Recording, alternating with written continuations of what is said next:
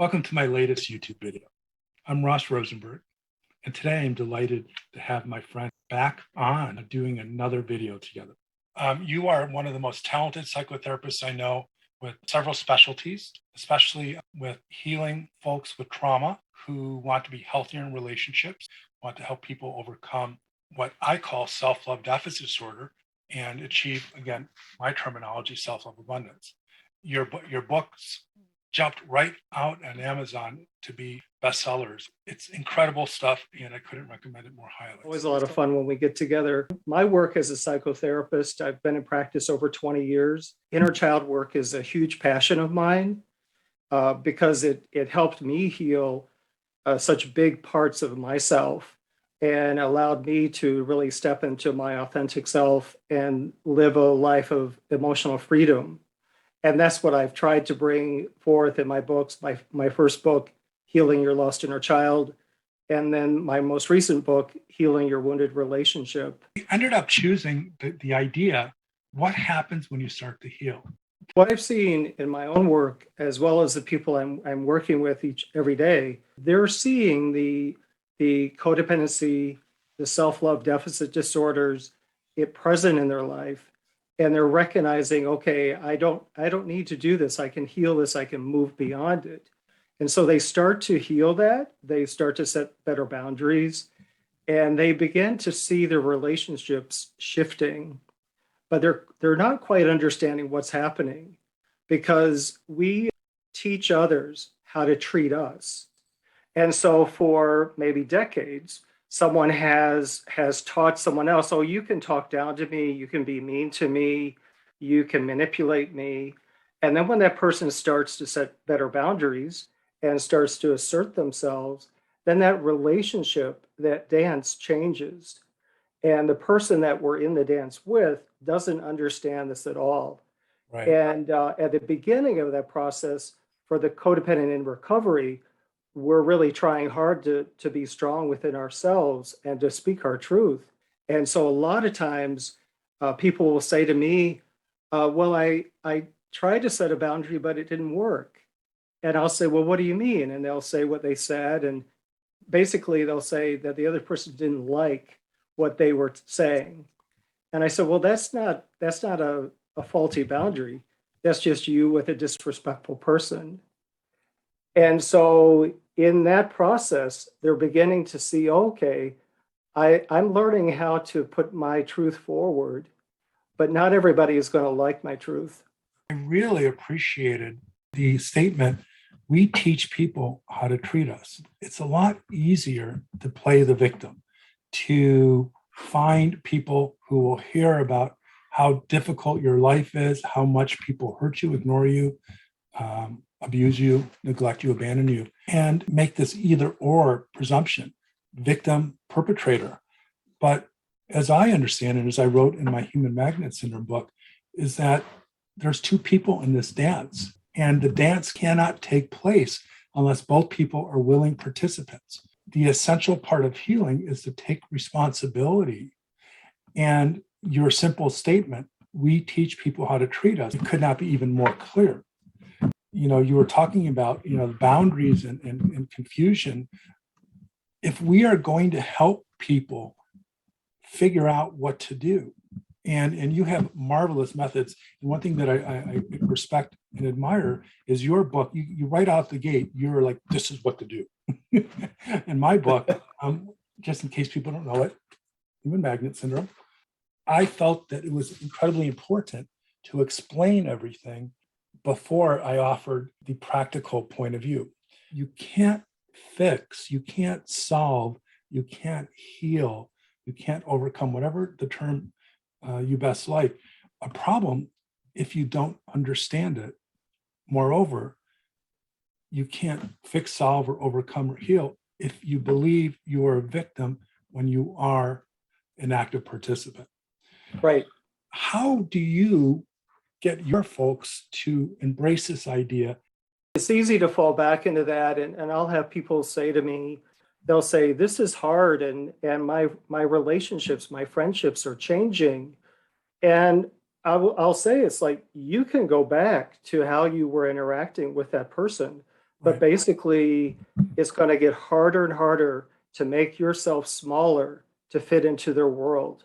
Right. Because as we heal, we begin to know more about ourselves. Essentially, we know too much now. And so it's really hard to kind of squeeze ourselves back into these relationships that no longer fit. But I want to just clarify something for people and that is, you don't necessarily have to abandon these relationships, or these relationships don't have to go away.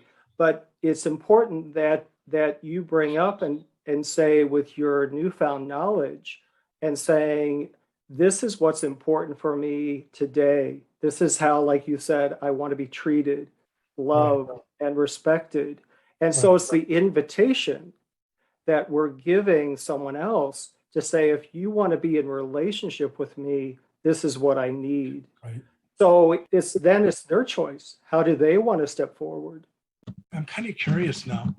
When you have someone who has narcissistic personality disorder and is not capable of empathizing when it requires him or her to take responsibility for the harm that they inflict through their narcissism or their selfishness. I do deal with folks who come in with that emotional signature. But what I will tell you, that's great. You're so much more PC than I am. I love it. Go ahead. So I do work with folks who have more narcissistic traits, whether they have the full-blown personality disorder. I generally don't know, as far as at the beginning, of course. But what I will tell you is that those who are heavier on that scale, they will come in one or two times and then they don't come back. Exactly. Yeah. Okay. That answers it. That's a perfect answer, because you're not going to accept. I'm not going to cater to them. Yeah. Accept their narrative or accept their narrative.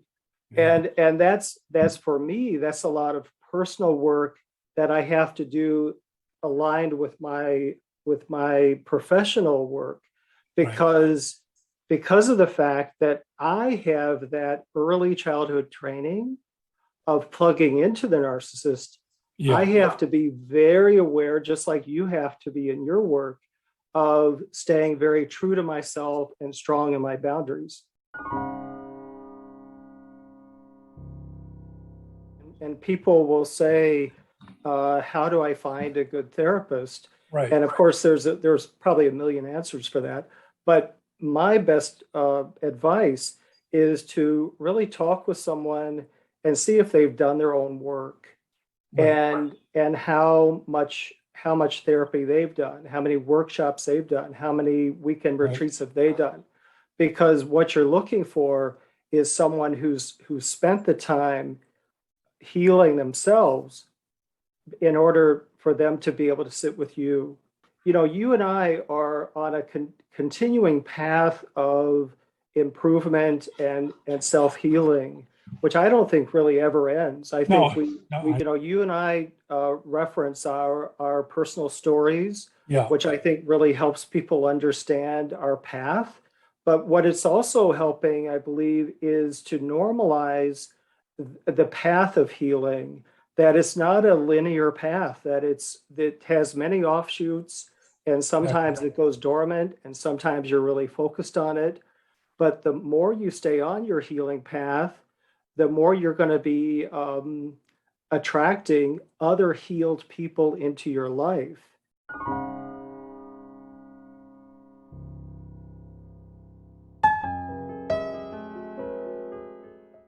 And so that's going to be a reflection that you're going to see over and over and over. Yeah. But the more you can stay focused on what you need in your life, the qualities of the relationship that you're looking for in your life, that's who you're going to then say, these are my needs. A wounded heart is looking through a wounded lens. A wounded heart cannot see a healed heart or connect to a healed heart. A wounded heart is pulling another wounded heart towards them.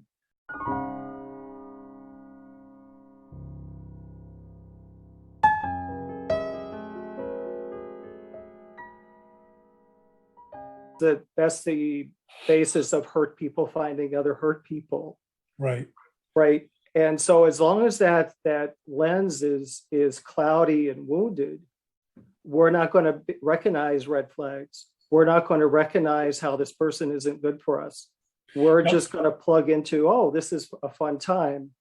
You're right. We're not going to recognize it, but unconsciously, and this is the basis of my human magnet syndrome theories, we recognize it and are not conscious of it, that it feels familiar. Yeah. We've always known what to do with this type of person, and Yep. we feel less shame and risk of abandonment. But if you ask the SLD who just meets the narcissist, Right. They will say, no, I was tricked again. There's no way. Yeah, and that's what I term the synergistic wounded attraction, because that's at that deep subconscious level that we know that the codependent knows how to interact with the narcissist. And they're like you said, they're not setting out consciously, oh, let me find someone who's abusing me and really mean to me. They're setting out, their wounded self is setting out to find someone that they connect to, but they're connecting on a wounded level. We came up with similar ideas and we never talked about it. So I just think that's just really cool. My focus is the child gets survival tools by the environment in which he or she lives.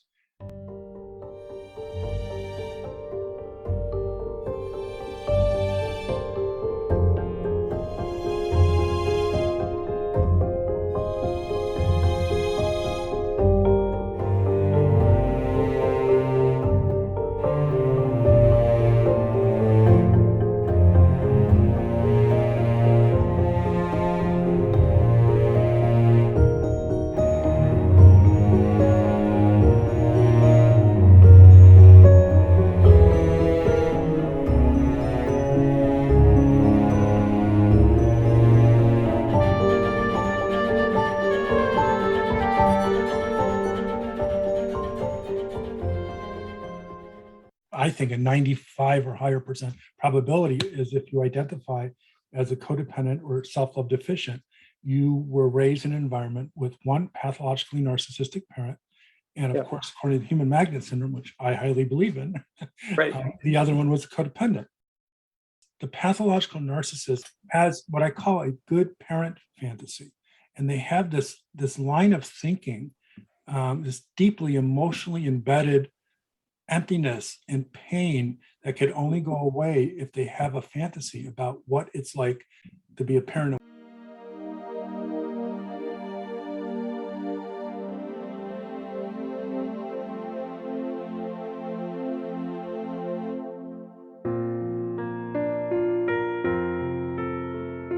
So let's say it is to pass on the family name, or to feel important when you spent your whole life not feeling important. The child in that environment, who is eventually going to be the codependent, the SLD, and as we talk about learning the tools, they adapt to the narcissist's needs, selfish, one-dimensional needs. And in that process, by adapting well, they become good child. As you said, the extension. What I wrote about is that pathological narcissists, if there's I think a 95 or higher percent probability is if you identify as a codependent or self-love deficient, you were raised in an environment with one pathologically narcissistic parent. And of course, according to the human magnet syndrome, which I highly believe in, the other one was a codependent. The pathological narcissist has what I call a good parent fantasy. And they have this line of thinking, this deeply emotionally embedded emptiness and pain that could only go away if they have a fantasy about what it's like to be a parent and what they want.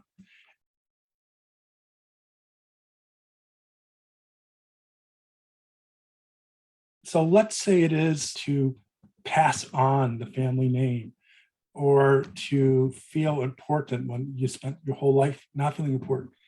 The child in that environment, who is eventually going to be the codependent, the SLD, and as we talk about learning the tools, they adapt to the narcissist's needs, Right. selfish, one-dimensional needs. And in that process, by adapting well, they become good child, as you said, the extension. It's super important for folks to recognize how their wounding is showing up, how their impulsive reaction tools are showing up in their adult life, so that they can begin to understand how they are impacting their relationships.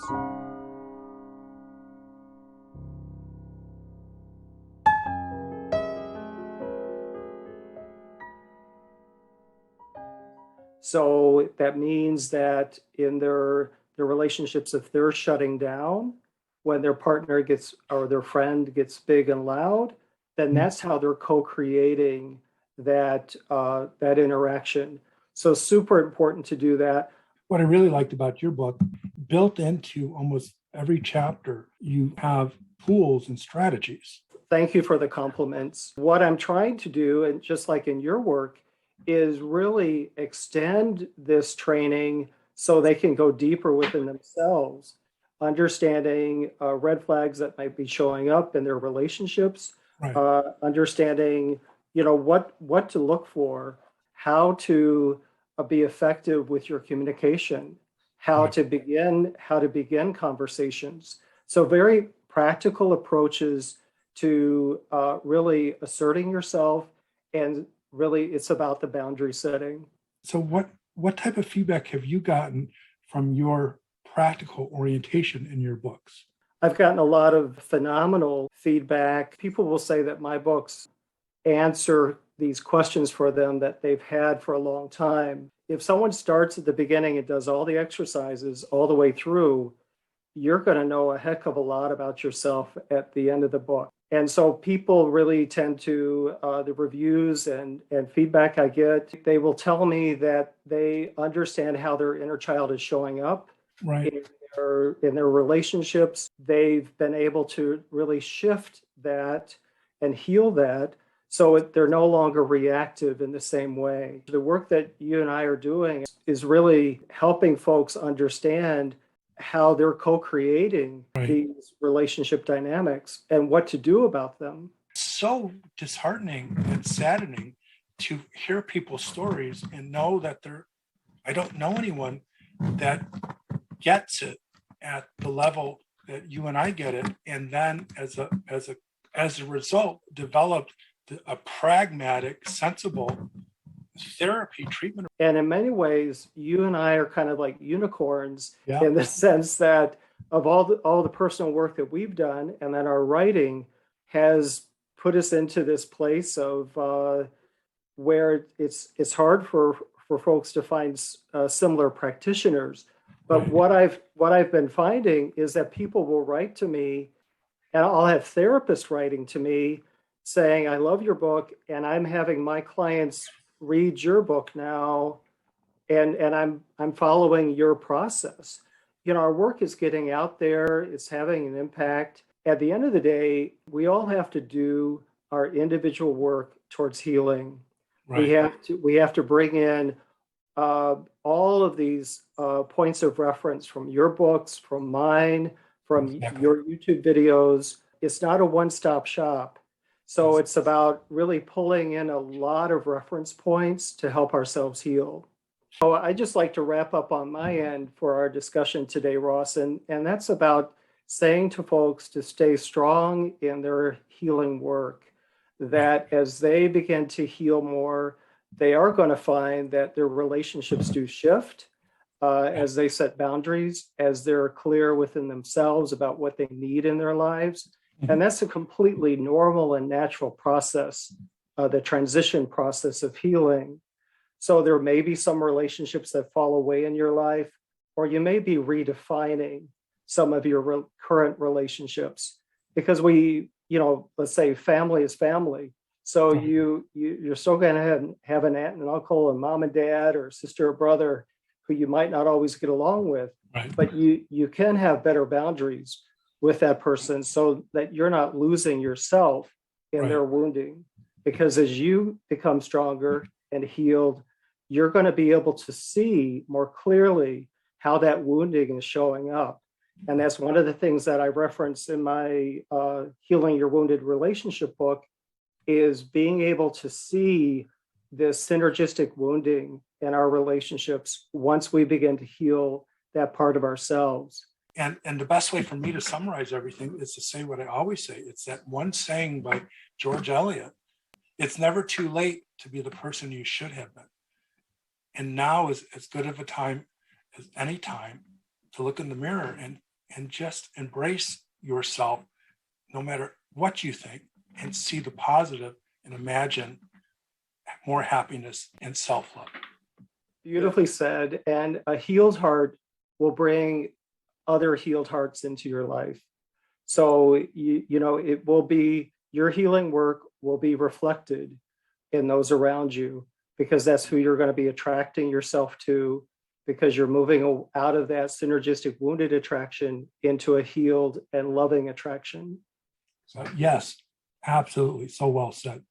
Well, my friend, let's do this again. You have a great deal of sage wisdom to help others with. So I'm grateful for this collaboration. So thank you very much. Thank you. We always have so much fun talking about our work, because we're all so passionate about it. And we've really devoted so much of our adult lives to this work. If people want to contact me, they can go through my website, The Art of Practical Wisdom. They can also find my YouTube channel, The Art of Practical Wisdom. So both of those are ways to contact me. And I'm happy to receive your emails and to answer questions that may come up. So again, it's The Art of Practical Wisdom. Contact us button and let me know your thoughts. Thank you, my friend. Let's keep in touch. Thank you so much. You too. Thank you. Bye-bye.